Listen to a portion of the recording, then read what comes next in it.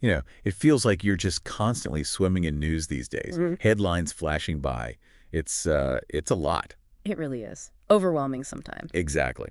So that's what we were trying to do here. Just take a breath, look closely at, well, one set of sources and figure out what's really being said, the core stuff. Mm-hmm. Getting past just the surface, understanding the context, the potential implications. Right. And today, we're diving into the April 23rd, 2025 newsletter from the No Agenda Show. Yep. That's our source material for this deep dive. And it's quite a mix they've got in there. We'll be looking at how they talk about funding the show itself. Okay. Then there's this intense media focus on Pete Hegseth. Ah, yes. A debate over sex ed in Maryland, RFK Jr., potentially looking at food additives. Interesting. Rosie O'Donnell's comments about Kennedy, them apparently skipping Earth Day, and a shakeup over at 60 Minutes. So quite a range. It really is. And looking at how all these different pieces are framed in this one place it can tell you something about the narratives playing out, Like a snapshot? Exactly. Yeah. A concentrated snapshot of certain discussions. Okay, so let's start with the practical side, keeping the show afloat. They talk about their Commodore grant program ending. Yeah, they mention that wrapping up, and then they pivot right into, all the ways listeners can support them. Subscriptions, executive producer slots. You're mailing checks, right? Yeah. It's very direct. Very direct. And what's really key here is that complete reliance on the listeners. It's a specific model. It has consequences, I imagine. Oh, definitely. It builds this really direct link between them and the audience, right? Maybe makes them more responsive to feedback, less tied to advertisers. Makes sense. But the flip side is, sustainability is entirely down to whether people keep donating. It's all on the audience. Right. Okay, so from funding, the newsletter then jumps to something pretty charged, Pete Hegseth. Huh.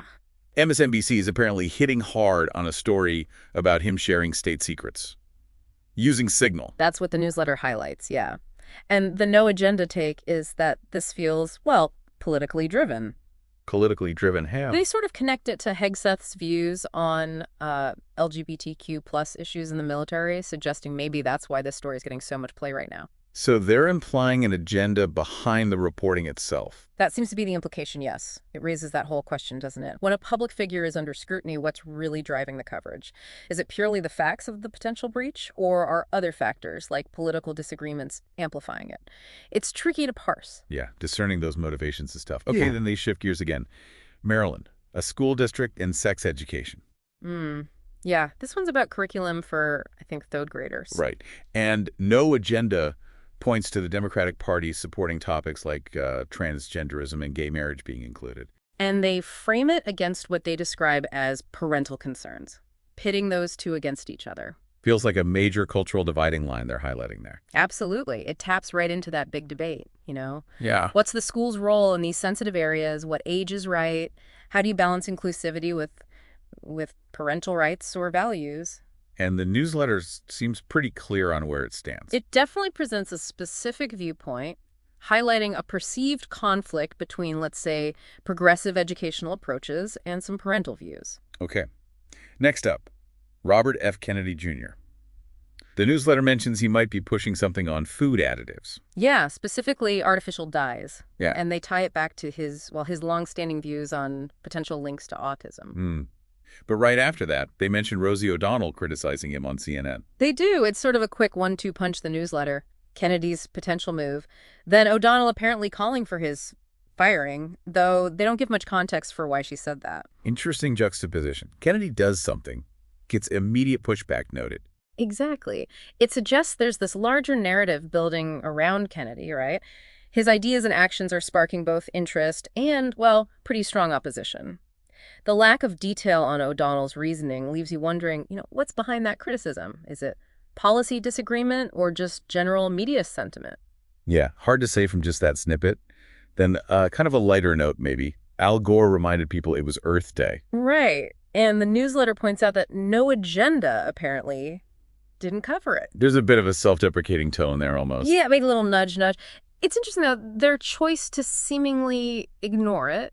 It could just be their focus is elsewhere, or maybe it reflects a kind of skepticism towards, mainstream environmental talk. Shows how different outlets prioritize different things. For sure. What gets covered, what gets ignored, it all tells a story. Okay, finally they talk about 60 Minutes.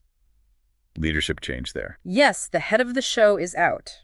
And the newsletter connects it to some recent controversies, an interview with Kamala Harris, a lawsuit involving Donald Trump. And the tone sounds pretty critical, like they see it as a decline for the show. It does lean that way, framing it as a sign of trouble for a program that, used to be seen as a gold standard in broadcast journalism. It fits with their broader commentary on the state of mainstream media. Okay, so wrapping up the points here.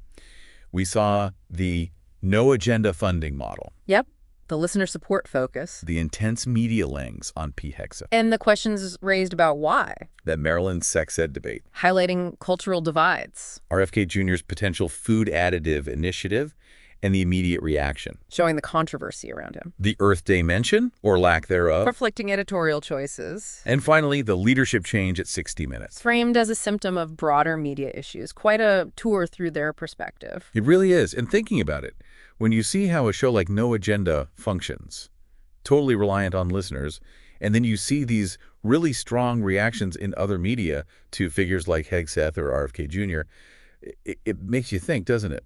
It does. It really prompts you to consider the different forces at play, the various priorities shaping how information gets presented and interpreted. Yeah.